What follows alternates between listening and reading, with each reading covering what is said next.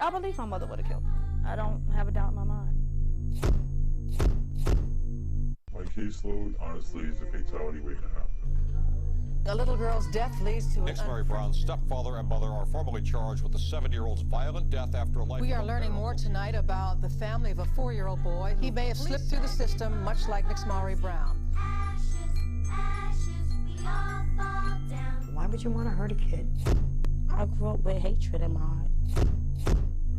From News Channel 4, this is Reporter's Beat, Confronting Child Abuse with Melissa Russo. Good morning. I'm here to talk to you about the difficult subject of child abuse. Think for just a moment about a child you know. It could be your own child, it could be the son or daughter of a friend or neighbor, it could be your own niece or nephew. Then imagine that child being abused or neglected. It makes you wonder how anyone could ever hurt a child. Yet the sad reality is, too often, people ask that question only after a particular child abuse case ends in tragedy. Too often, people suspect something's not right, but look the other way. In the next half hour, we'll look at the causes and consequences and symptoms of child abuse. Some of the images you're about to see might be disturbing, but we hope that will offer you some valuable information that could make all the difference in the life of a child. A little boy sits in a waiting room chair, avoiding eye contact and looking ashamed. He's just been taken into the city's care, and he has no idea if he'll ever see his mom again.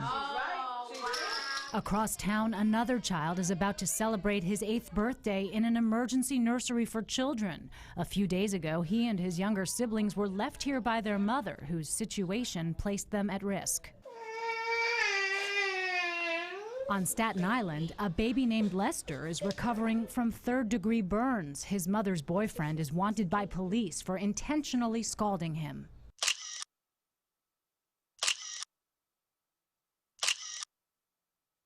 The things some adults do to children defy imagination. Every year in New York City, there are about 50,000 complaints of child abuse and neglect. About a third of those complaints are substantiated. The young women you're about to hear from were all removed from their homes as children because their safety was in jeopardy. My mother and her boyfriend would beat me up. She used to slap me. She used to hit me with belts. One day she choked me with a belt and hung me on a wall. It took for my sister to have a fractured arm at the age of maybe 3 or 4 for them to then remove my sister from my mother's care. What are the reasons people abuse and neglect children?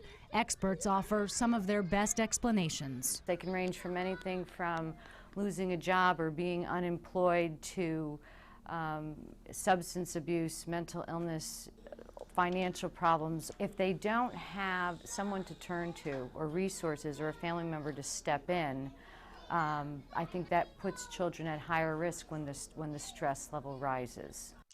Child abuse crosses all societal boundaries, affecting people of all races, classes, and cultures. A good predictor for a parent who's going to abuse a child is many times if they themselves have experienced abuse. Shatasia Morris vows to break that cycle when she gives birth to her son. Her own history of maltreatment started even before she was born. They basically found drugs in my system, and from the hospital I was placed into care. Shatasia spent her entire childhood in search of a loving home. At the age of 6, I moved with my father and my stepmother.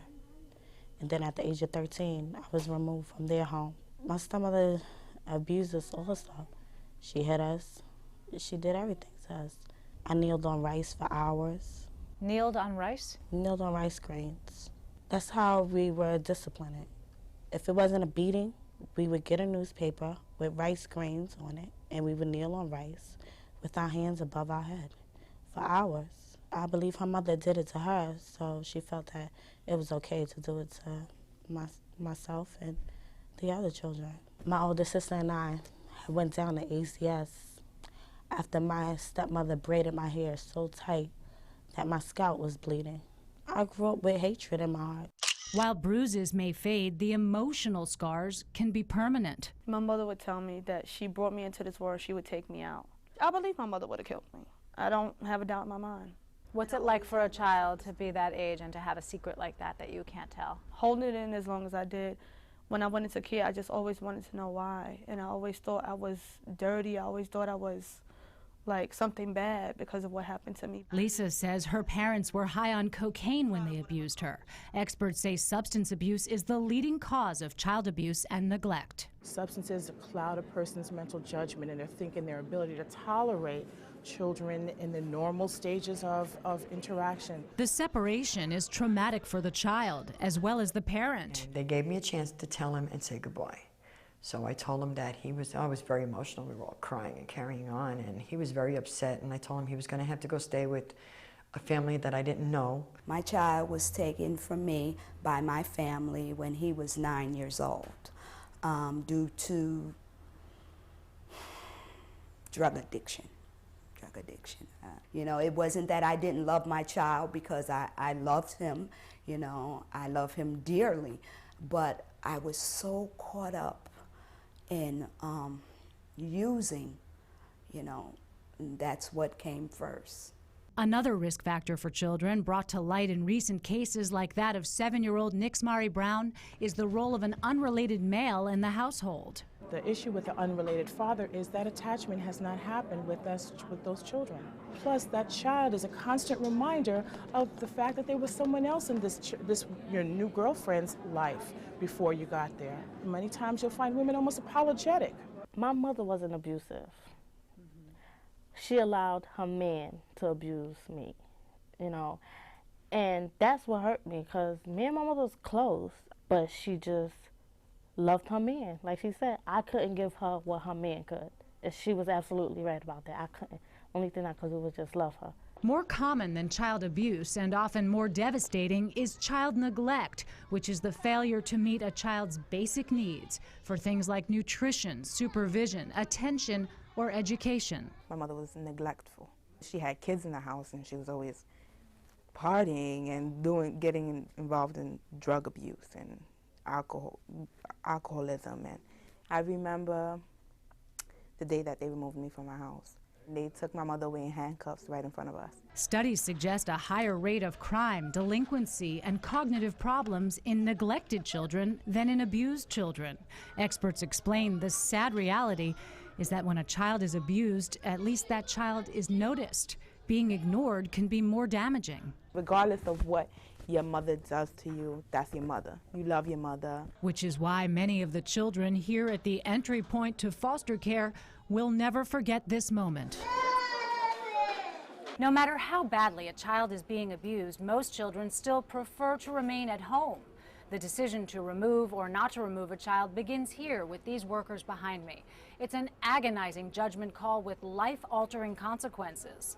Coming up, we'll take you inside the system and we'll hear from some caseworkers about why they feel this job is impossible.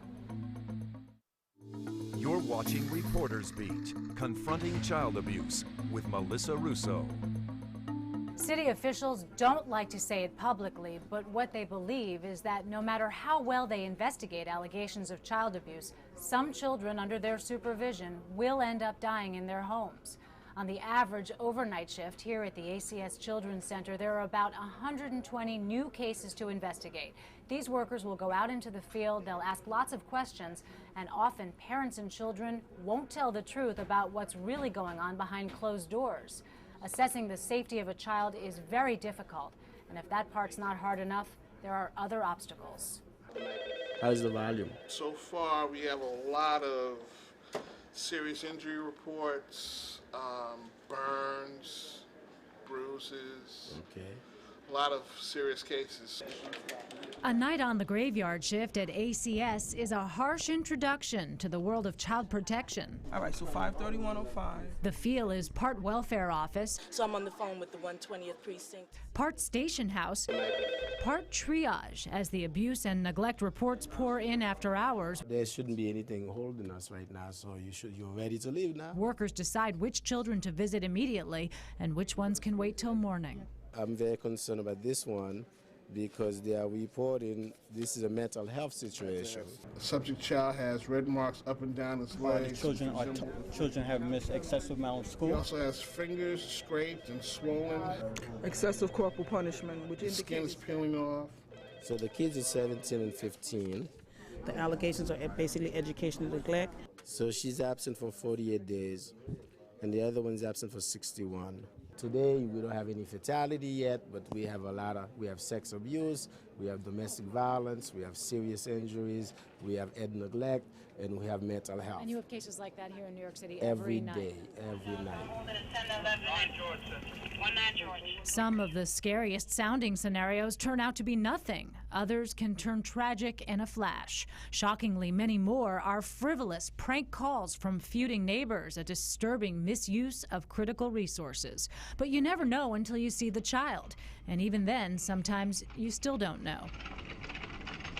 We're called angels of the night. Our job is to save children.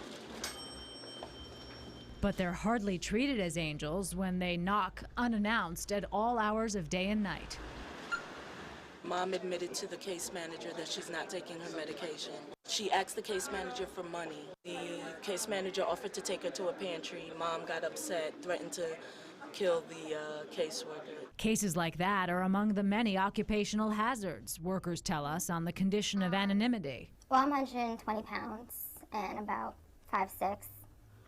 I had maybe a case where you have a parent that there's some type of allegation in regards to drug use and a weapon in the home, so you have to go in and speak to this male and ask him certain questions about, are you on drugs? Have you used drugs? Do you have a weapon in the house? And I'm there by myself, and he's there by himself. I mean, police have backup from their union. The firemen are like demigods to the public, and rightfully so. And caseworkers are kind of like the redhead stepchild of city bureaucracies.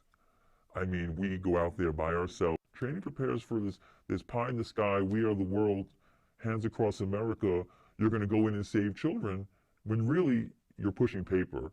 The parents who have children who are going to abuse them to the point of murder and extremely serious abuse, they're going to do it. It's obvious that we're not miracle makers, we're not gods, we can only do but so much. You're constantly on a bureaucratic merry-go-round where you're constantly trying to catch up to the paperwork treadmill. Is it surprising to you when a child slips through the cracks? To be perfectly honest, no. The most pressing reason? Caseloads they describe as much higher than the 12 to 15 case average cited by city officials. What did your caseload used to look like? Something around 10, 12. And then suddenly it jumped to 32.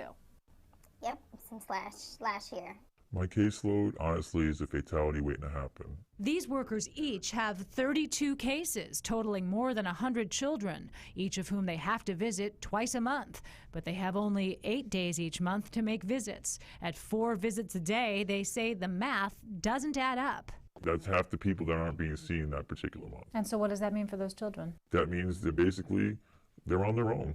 Here's the dirty little secret about children's services. This is not a new problem. And in fact, caseworkers knew that it took, sadly, a child fatality to bring this attention. That fatality was 7-year-old Nixmari Brown from Brooklyn. Several caseworkers and supervisors are now facing discipline in that case for sloppy, inadequate casework. It seems every decade or so, one child's death captures the public's attention in a different way. In 1987, 6-year-old Lisa Steinberg beaten to death in her home by her father. In 1995, another 6-year-old, Elisa Izquierdo, beaten to death by her mother. Caseworkers had ignored many warning signs in that case. Following Elisa's death, political pressure on City Hall mounted. And exactly 10 years ago, on February 12, 1996, a new agency, the Administration for Children's Services, was created. But all the changes didn't prevent the death of Nixmari Brown, nor any of the other disturbing recent cases of children who died under the nose of ACS. Yet while the recent deaths caused public outrage and a media feeding frenzy, they were not unusual occurrences. Since 1996, between 7 and 20 children known to the system have been killed, often without prompting any outcry or reform. What if someone's at home watching and they say, okay, so you have a hard job, but that doesn't explain missing warning signs. The system is not set up to make the caseworkers be as effective as they can. On the front lines of the system, workers describe a daily struggle with computers that crash and workers who quit. 1 out of 3 leaves the job in the first year. The Queensfield office is feeling much of the pressure. We don't want to overload you. We want to keep you here, and we want to keep you sane and happy. Supervisors speaking candidly in front of our cameras advise their rookies to put protection ahead of paperwork. So we have to make sure that the children are safe. You know, even though we have all the paperwork, the amount of paperwork that you have to complete on one case is ridiculous. I wish that they would work on that. I mean, there's no way that one caseworker can complete the amount of paperwork that's expected of you. The supervisor selected by the city to speak to us was more diplomatic. Oh, that's a loaded question. How could we make him safer? We try our best. We do 150% each and every day. It is critical work, serious work. ACS Commissioner John Mattingly says caseload started climbing last year as child abuse reports inexplicably went up. He admits his plan to address that fell short. And while we doubled the number of workers we were training, it wasn't enough, especially in Queens, to keep up with the volume. So those workers are right to feel that we needed to have been more proactive. On the other hand, doubling the number of workers that we hired during that period was a big step. And now we have to catch up, and I can tell you right now, we will catch up. Those caseloads are too high, and they're going to come down in the immediate future. We as a city have failed this child. With support from City Hall, Mattingly is now hiring hundreds of new workers and putting managers back into the field. But as he struggles to lower caseloads, other pressures are driving the workload right back up. A watchful public is suddenly calling in 3 times the usual number of reports. Combine that with added pressure on caseworkers not to take any chances, and the result is many more children being removed from their homes. Some accuse ACS of an overcorrection, removing more children from home to cover its tracks. They revert to that old slogan, when in doubt, pull them out. The commissioner disagrees. And the nurse there told me what she's seeing is children who are in pretty sad shape. Either way, this busy children's waiting room is a grim sign of the times. A lot of children are going through trauma, and the trauma primarily is that they're separated from their primary caregivers. Anna Sharpman and her 4 children lived through that trauma. They were removed from her after she admitted having dangerous thoughts. I would catch tantrums and start breaking things, throwing things all over. And I was just scared that I was going to hurt my children. I was imagining a lot of stuff like, it was just a lot of dangerous things. Stuff like if I see pointed objects, I would think like I'm going to hurt them with it. I didn't like to see knives and stuff like that. But Anna got her children back after agreeing to accept preventive services, including parenting classes and a 5-day-a-week homemaker who helps her care for her children. She says the homemaker has helped her be a better mother. It used to be foster care was the only option for children at risk. Over the last decade, the city endorsed preventive services as an alternative to foster care. Keeping families together when possible is less traumatic and less expensive. But privately, some critics have raised alarm that recently ACS was leaving children in risky homes without sufficient prevention. We should be removing children when it's the right thing for that family, and only then. We can't be flip-flopping from one extreme to the other. That's not how children stay safe. I believe that there are units and to some extent some offices that have drifted away from what I think needs to be in place, a tough-minded view of what the right decision should be. Our strategies have to be very well thought out and planned. We can't ask a bunch of loaded questions. So when was the last time your dad hit you? Throughout the agency and at the ACS Training Academy, there's a renewed emphasis on how workers should assess safety, asking the right questions in the right way, paying careful attention to patterns of warning signs. This as the Academy braces for hundreds of new employees who are in turn bracing for a tough new challenge. What's it like starting this job right now? It's nerve-wracking. It's nerve-wracking right now. I just want to make sure that I do a good job.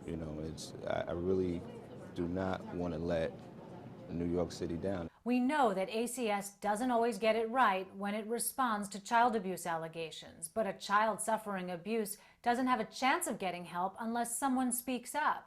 Coming up, we'll tell you how to identify the signs of child abuse and neglect and how to report them. You're watching Reporters Beat, Confronting Child Abuse with Melissa Russo. When it comes to terrorism, we're told if you see something, say something. Yet many people are afraid if they call in a report to the child abuse hotline, it'll destroy a family. When violence happens in someone else's home, people tend to avoid getting involved. I'm quite sure people saw it, but they just didn't want to say anything. And you know, a closed mouth don't get fed. Shatasia Morris spent many agonizing years wishing someone would notice the abuse she was enduring. Finally, she spoke up. But children are often too young or too frightened to express what's going on at home. And adults may feel conflicted about when it's appropriate to report a suspicion. I think making a report is really nerve-wracking and anxiety-provoking because they want to make sure they're doing the right thing. So how do you know when to call the child abuse hotline? Your suspicion may begin with something subtle, like a child who has low self-esteem or is uncomfortable with physical contact, or you might see a bruise. It's not always easy to tell which injuries are accidents and which are the result of abuse. Experts say trust your gut and remember, to call in a report, you don't have to know for sure. You only need to have a reasonable suspicion. Trained workers at the child abuse hotline determine which cases need to be investigated and which don't. And children like this little boy aren't removed from home unless workers believe the child is really in danger. So what do you need to know? The child shouldn't have two black eyes. A child shouldn't have cuts on their cheek or marks on their neck. A child shouldn't have grip marks on the soft spots of their arms. Those are warning signs that these injuries need to be explored. In an infant, I would say any injury is suspicious and should warrant further exploration. It's also important to learn how to identify the signs of neglect. Children left alone, children who seem unusually hungry or who aren't going to school, children with poor hygiene. This little girl was literally tortured. She was squeezed with ice tongs so hard that she has these permanent scars on her back. We wanted to know more about how to identify possible abuse, so we sat in on a training class for mandated reporters, people like teachers, counselors, or school nurses who are required by law to report child abuse when they suspect it. Using a closed fist as opposed to an open hand in disciplining a child is clearly where you would say one is reasonable and one is unreasonable. So if you spank your child 30 times as opposed to once or twice, you've probably crossed that line. Imprints on the child's arms or shoulders from being grabbed too hard by a parent. Bruises in various stages of healing. If we have a purple bruise and a yellow bruise and a green bruise, what does that tell us about when those different bruises were inflicted? All at different times, because they're at different stages of healing. Other warning signs: is the child clearly trying to cover something up? Is the caregiver inconsistent or overly defensive when explaining an injury? And are the explanation and injury consistent? For example, the way this injury was explained, the child sat down on a heating grate. But if you look closely, there are two sets of burn marks. A child might sit on a hot grate once, but is not likely to do it twice. He was hit with a 2x4 by his father. This little girl was slapped so hard in the face that even hours later, we see the imprint of the fingers on her face. Sometimes even accidental injuries like this one should be reported. They could be a sign the parent really is not paying attention. Some injuries suggest anger or frustration are clouding a caregiver's judgment. For instance, sometimes you'll see children scalded like this. If it's accidental, you'll have a very sloppy burn up and down your leg, what we call splash burns. And these types of burns, where it looks like the burnt part of the foot is almost like the child's wearing a sock, are very, very characteristic of these inflicted immersion burns. Experts say this type of injury tends to happen during the potty training stage, when a parent responds with anger or haste to a child soiling himself and places him in water that's much too hot. Unless you're a mandated reporter, you can remain anonymous when calling the child abuse hotline. If you live in the city and have a problem in your own home, you can call 311 and ask for the Parent Helpline. In extreme cases, there are crisis nurseries available where you can leave your children if your situation is precarious. The bottom line is, stop. Speak to someone in your community. Ask for help before it's too late.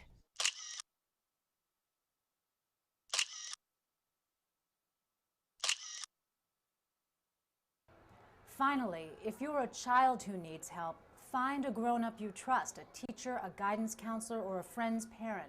Talk to them, tell them what's happening so that they can help you. In just a moment, we'll have the child abuse hotline numbers for you, and remember that just one call could make the difference for a child in danger. On behalf of everyone here at WNBC, we hope the last half hour was useful and informative. Thanks for watching.